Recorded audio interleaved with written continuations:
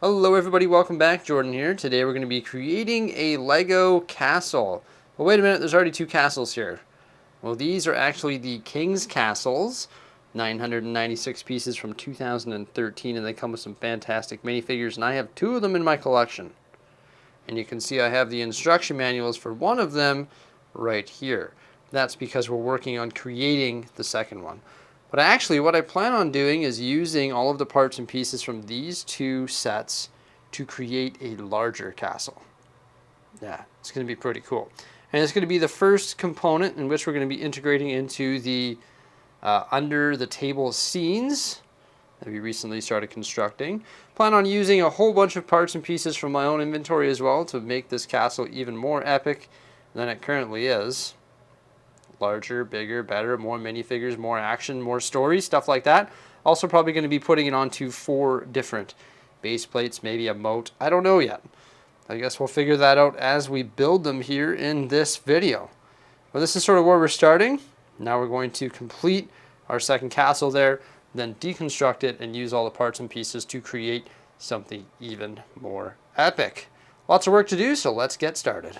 After about a week of work, we've finished up our castle here. Oh wait, that's the Disney Frozen Ice Castle. Definitely not the right one. A little bit of light humor for you. But yeah, it's looking fantastic here. Definitely made lots of great changes to the castle. It is significantly larger. It sits on 4 32 by 32 green base plates. So it's 64 by 64 studs, which is equivalent to 4 modular buildings approximately. So it's quite large. And we made lots of changes, and I can't wait to show you all of those changes. I'd say it's nearing completion, but there's definitely lots of details in which we can still add. The more parts and pieces you throw at mocks, the better they become. First thing we're going to have a look at is actually the exterior of it. So we've added a moat, and we've also added a cliff edge. So I've done a classic Bricksie cliff edge here, and we've built it using merps and burps, which are big ugly rock pieces. Sorry, I think they're just burps. They're the flat-faced ones.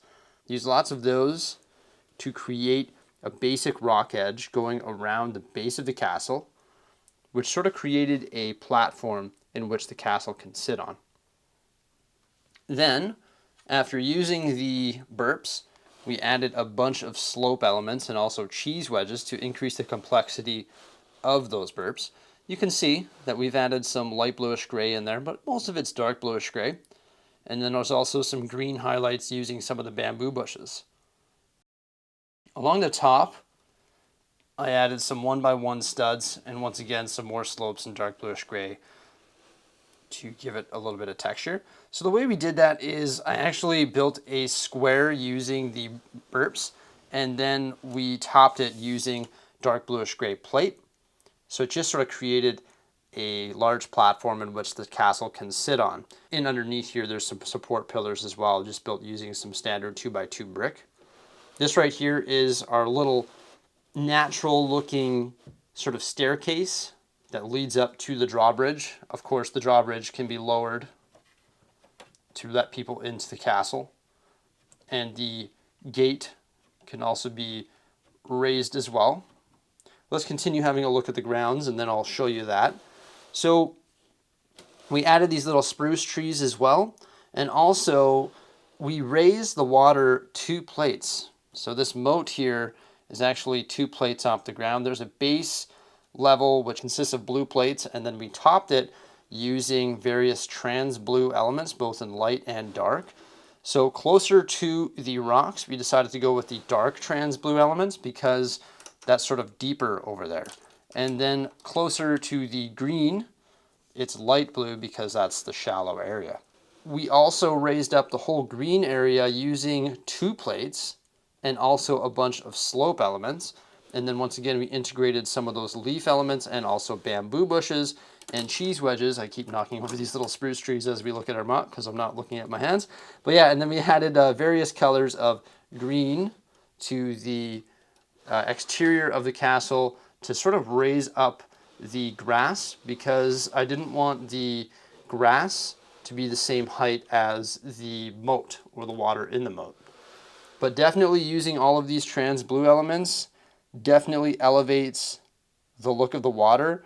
And we didn't just go with the tiles. We went with some 1x1 studs, some cheese wedges, all sorts of different parts and pieces in the trans blue to give that moat some different colors and just give it some more texture and make it look unique.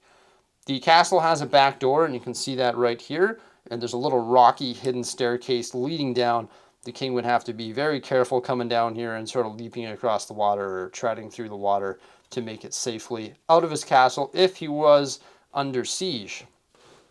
But yeah, consistent all the way around with the little mini spruce trees, the bamboo bushes, the transparent water, also the cliff edge built using those burps, and also all of the slopes and cheese wedges and whatnot. So it looks pretty good. And also we added a little crocodile right here. Why not add a crocodile to our moat? And you can see there's an enemy right here who's like, hey, you up there in the tower, let me into your castle.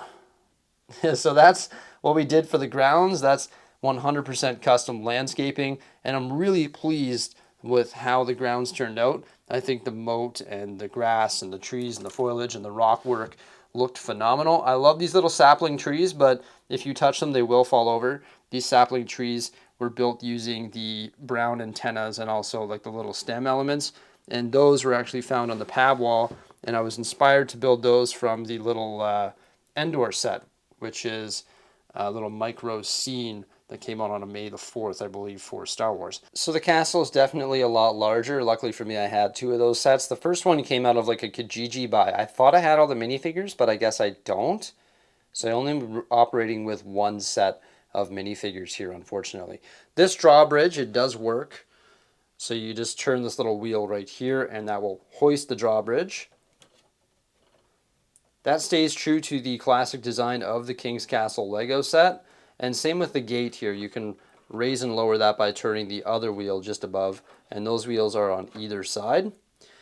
Now, I actually had to change that a little bit because this center tower here is actually a lot taller. So I had to sort of move those mechanisms around and sort of customize them based on the height increase of this tower here, where we have 3 shields mounted of the Lion Knight. And then we have the flag right here for the Lion Knight as well, along with that unique print sticker piece there with the crown on it, and then a couple flames on either side there. Get out my pointer stick here so my fingers aren't in the way. So it actually has 4 towers. This one here is the same height as this one here, and these are the flick catapults, so you can put whatever you want in there, brick or studs or cylinders, whatever you want to fire at the enemy, I guess. Those towers are 1, 2, 3, 4 tall. And then I actually added 2 additional towers to this castle right here. These ones are a little bit of a hybrid. You can see how these are the same shape all the way up. And this one actually sticks off the castle wall a bit. So it's an added tower. And that one is at the same height as this one over here. And I've stayed consistent with our flag placement. So we've got these plastic flags here. And then we have a vinyl flag here with the catapult.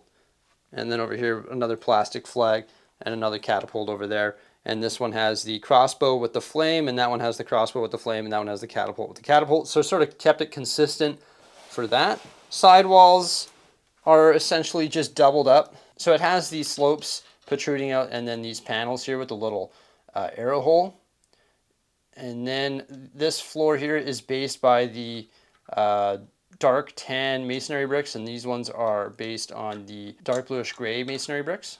Added a lot of those from my own parts inventory. And then the top of these walls here are topped using some of those blue cheese wedges that came in the original set. And for the interior, not much going on. It's something that I need to work on. This is just like a little base for the catapult in here. You've got a crate in there. I've got to find my other minifigures and place this in the grounds of where I want it, because that's going to dictate what I'm going to do in the surrounding area. One thing that I did build that's custom is this right here. There's a little weapons rack. I had a whole bunch of extra weapons in my inventory, so I added this weapons rack. It's got all sorts of helmets, swords, body armor, shields of all different types and designs. In fact, let's pull that out and have a look. So I made it like a little modular. It sits on 2 of these 6x6 reddish brown plates. But you can see there's all sorts of different eras of Lion Knight shields in there on either side. And then there's also the helmets around the top, all the weapons clipped into the center, and then we have some body armor as well. So it's a pretty sick little weapons rack. I'm pretty stoked on that. I think it looks pretty phenomenal. All the different swords and shields and everything just looks pretty cool. I want to make more of these and integrate them throughout the castle. However, like I was saying, I don't know what the grounds is going to look like. I mean, there could be like blacksmiths and stuff like that throughout the grounds, but I figured they better have a nice weapon stash or a nice weapon rack inside the castle. Yeah, so that sort of hangs out right there beneath the stairs. There's a little bit of a grain cache in underneath that first tower there. And then right here we've got a couple horses. The king is sitting on his throne right there. And over here I added a little archery area. So you can see this guy's working on his archery. There's a couple targets. Added some texture using tiles and also studs to the floor, and there's just a couple different targets. Other than that, the interior is pretty basic at this point.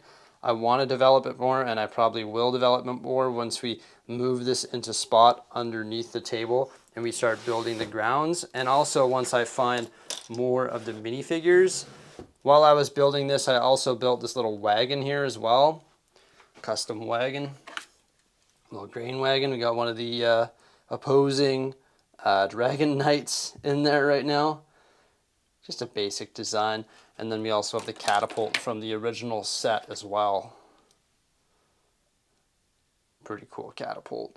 But yeah, that is my new and improved King's Castle. Definitely a lot bigger. Huge fan of the addition of the base plates with the rock edge and also the moats. Definitely adds a lot of height to this thing.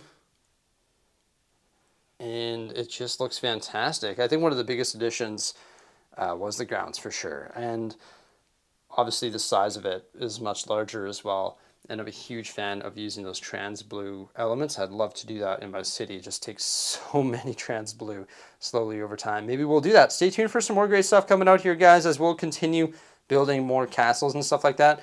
I plan on getting some of those 3-in-1 castles that are coming out here this summer in 2021 and adding an opposing castle to the scene underneath the table, because making castle scenes would be sweet. I don't think they're going to be battling Elsa. I don't think that's going to happen. Remember to like, subscribe, and stay tuned for some more great stuff coming out here on the channel. And thank you so much for popping by. Have yourselves a fantastic day.